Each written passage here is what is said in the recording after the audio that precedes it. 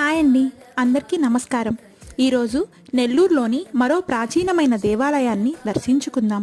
మన దేశంలో ఉన్న రంగనాథ స్వామి క్షేత్రాలలో విశిష్టమైనదిగా విరాజిల్లుతున్న పుణ్యక్షేత్రం నెల్లూరులోని శ్రీ తల్పగిరి రంగనాథ స్వామి ఆలయం. ఇక్కడ స్వామివారు తల్పగిరి రంగనాథ స్వామిగా భక్తుల చేత నిత్య పూజలను అందుకుంటున్నారు.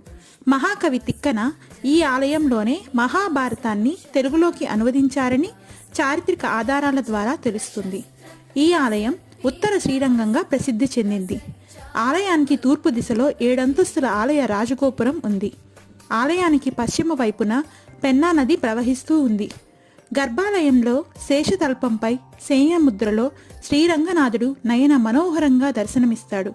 స్వామివారి పాదాల వద్ద శ్రీదేవి భూదేవిని దర్శించుకోవచ్చు. ప్రతి సంవత్సరం లాగానే ఈ సంవత్సరం కూడా మార్చి 9 నుండి 20 వరకు బ్రహ్మోత్సవం